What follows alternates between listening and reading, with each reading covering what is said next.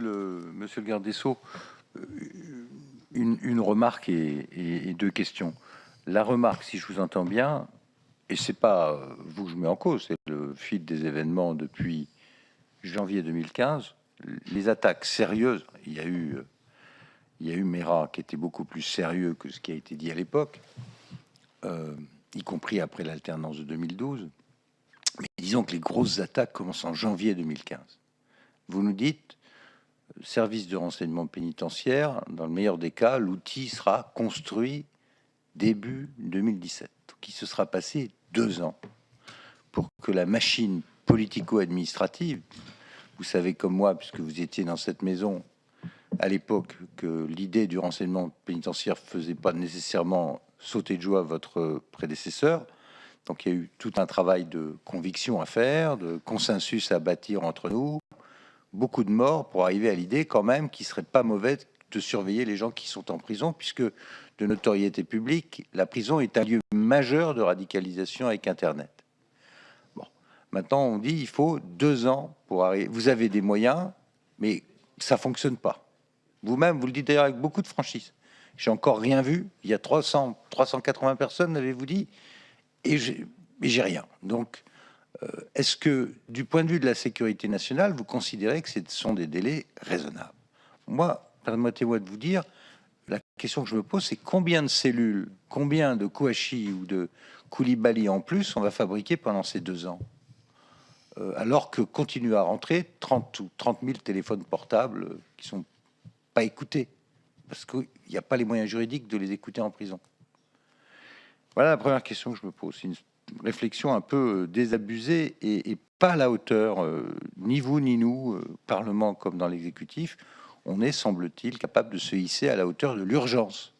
Parce que ça fait long, et ça fait beaucoup de monde qui sont en prison, et ça peut donner des conséquences gravissimes. Voilà, première chose. Ou bien on prend le terrorisme au sérieux, et on le traite maintenant, ou bien on se dit on va attendre le décret, puis attendre que l'outil se mette en place.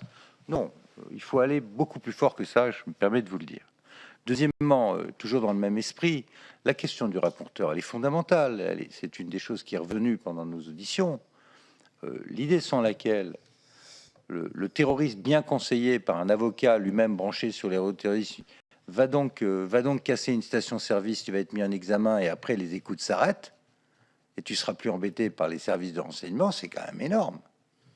On est en examen, on est sous contrôle judiciaire et la machine du renseignement s'arrête. Comment allez-vous expliquer ça aux Français?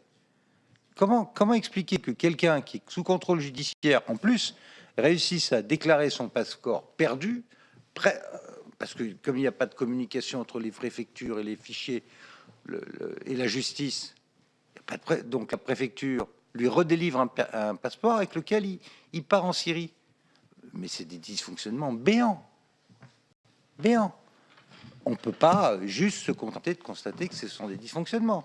Il faut absolument, et nous comptons sur vous, je sais que vous êtes un homme efficace, mais il faut que ça s'arrête, ce genre de choses.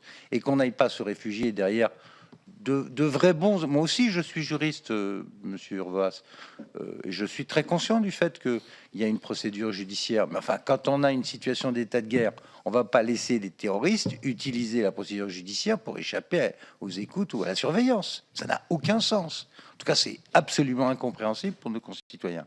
Et enfin, si je puis me permettre une suggestion, dès lors que j'ai entendu les propos du Premier ministre sur les systèmes dits de déradicalisation qui sont envisagés, bon, il y a eu du travail de fait à l'étranger, y compris dans un certain nombre de pays arabes. Moi-même, j'ai pu voir des centres en question dans des pays aussi exotiques que l'Arabie Saoudite.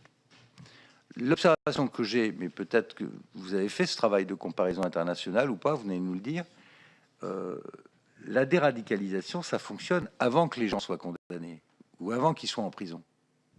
Dès lors qu'ils sont dans la machine judiciaire et pénitentiaire, le coup est parti. C'est très difficile de revenir en arrière. Donc, je ne sais pas comment vous entrevoyez cette affaire, mais il me semble que si on fait un effort dans ce domaine, on doit le faire. On doit le faire avec des imams et on doit le faire très en amont. Une fois que c'est dans la machine, une fois que les faits ont été commis, en général, il est un peu tard pour attraper les gens. En tout cas, pour compléter